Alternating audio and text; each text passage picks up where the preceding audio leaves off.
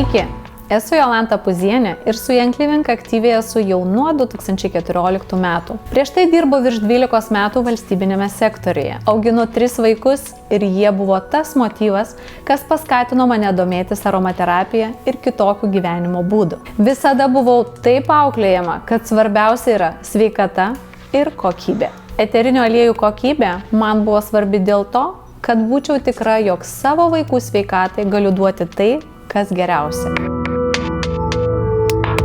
Tad noriu su jumis pasidalinti patirtimi, kaip man pavyko suprasti Young Living eterinių aliejų kokybę, pačiai dalyvaujant ir keliaujant po kompanijos ūkius.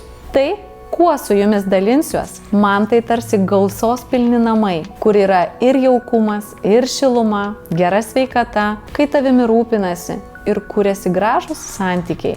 Kiek teko keliauti per Young Living ūkius ir pažindinti su žmonėmis, visur tai jaučiau.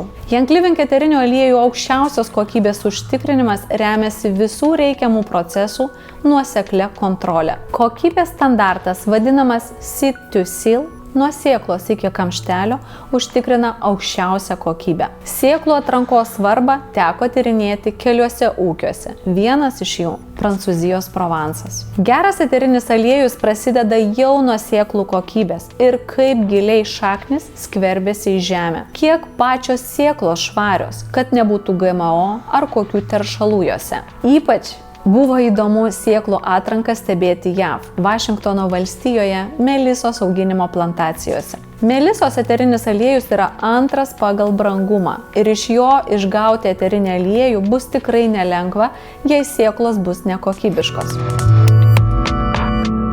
Kitas kokybę garantuojantis etapas yra augalų auginimas. Kompanija Young Living ne šiaip turi daugiau kaip 18 nuosavų plantacijų ir kasmet jų kiekį didina, o tam, kad augalui suteiktų geriausias auginimo sąlygas. Pavyzdžiui, kai kurių eterinių aliejų žaliava renkama laukinėje gamtoje, tiksliau džiunglėse. Tai Palo Santo, šventasis medis ar okotėja. Atsimenu kelionę su vyru į Ekvadorą, į kompanijos puoselėjimas Palo Santo šventojo medžio girias. Palo Santo medžių nekerta, nes eterinio aliejaus iš nukirsto medžio neįmanoma išgauti.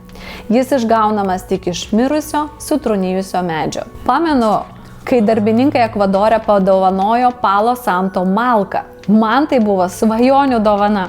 Žinoma, labai pergyvenu, kaip ją pargabensiu ir ar oro uoste jos neatims.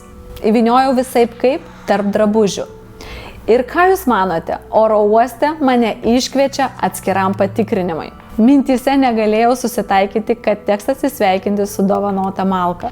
Pasirodo, muitinėje nepatiko vežamas Young Living grožio procedūrams padovanotas kakavos miltelių maišelis. Young Living ir kakavą augina Ekvadore. Na ką, patikrino mano tuos rudus miltelius ir parvežiau aš viską namo. Sukapojau Palo Santo malką ir po gabaliuką dalinausi su kolegomis. Turiu jos iki šiol.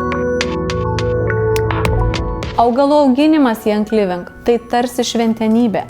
Visi darbuotojai tiek su meile nuosekliai prižiūri augalus visose jų auginimo stadijose. Tai Gario Jango paveldas ir įdiegta kultūra jaučiasi kiekviename ūkyje, pas kiekvieną darbininką. Ilank, stipraus afrodiziako gaiva Ekvadore man pakirto kojas išlipus iš autobuso. Tai gėlių skinimas tik rankomis, kuomet dirba daug žmonių tam. Kiekvienas žiedelis negali būti nuskintas, o tik tie, kurie viduje turi specialų tarsi raudoną apskritimą aplink žiedo centrą. Ir visa tai daroma tik su rankomis.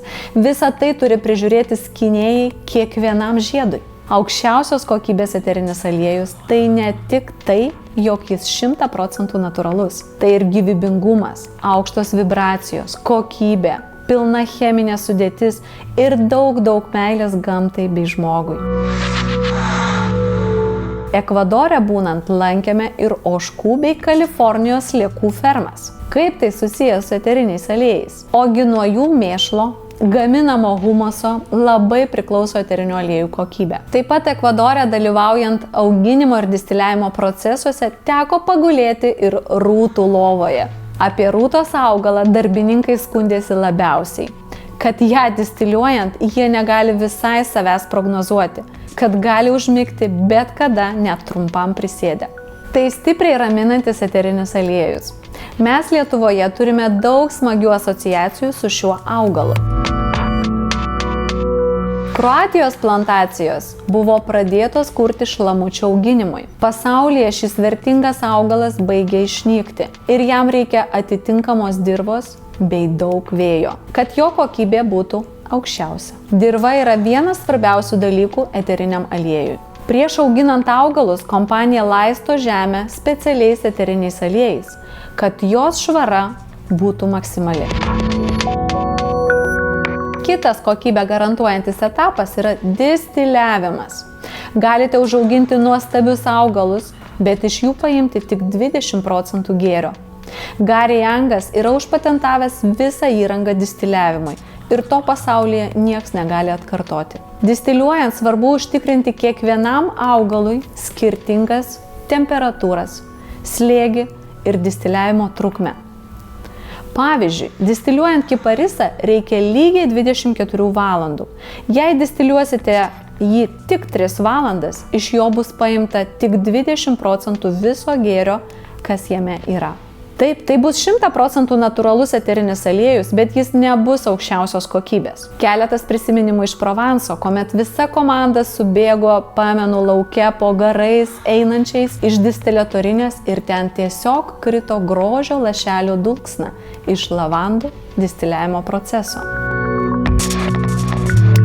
Viena iš įspūdingiausių kelionių tai buvo Jutos valstijoje JAV, kur visa mokslo bazė ir laboratorijos. Young Living turi 2 nuosavas laboratorijas, mokslo departamentą iš daugiau nei 50 mokslininkų, nuosavus kokybės standartus. Nes eterinių aliejų kokybė dar silpnai pasaulyje apginama standartais. Pamenu Jutos pagrindinėje laboratorijoje vieną svarbų įrenginį, kuris su saulės plazmos karščiu 6000 laipsnių pagal Celsijų kaitina eterinį aliejų iki jos mažiausių dalelyčių, atomų, fotonų dalių, kad nustatytų, ar tokiuose mikrodalelėse nėra kokio užterštumo. Šie tyrimai ne visiems gamintojams lengvai įkandami, nes jie tiesiog brangus. Bet Young Living pasirinko būti aukščiausios kokybės eterinių aliejų gamintojų ir per 30 su virš metų investavo ne tik į plantacijas, bet ir į mokslą, kokybės standartus. Jau seniai virš 60 eterinių aliejų yra patvirtinti FDI,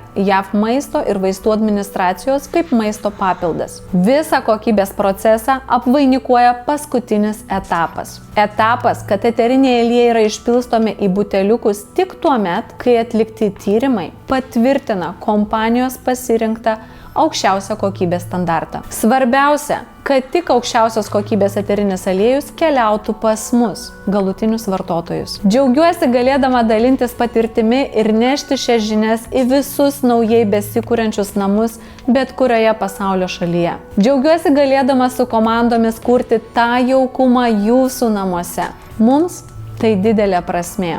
Mums tai tarsi Gario Youngo misijos tęsimas. Aš tiesiog didžiuojuosi galėdama būti dalimi šios didelės misijos pasauliniu lygiu. Kurkite savo namus, kuriuose daug laimės, jaukumo, juoko ir tobulėjimo. Kokybiški eteriniai aliejai bus jums tikri pagalbininkai.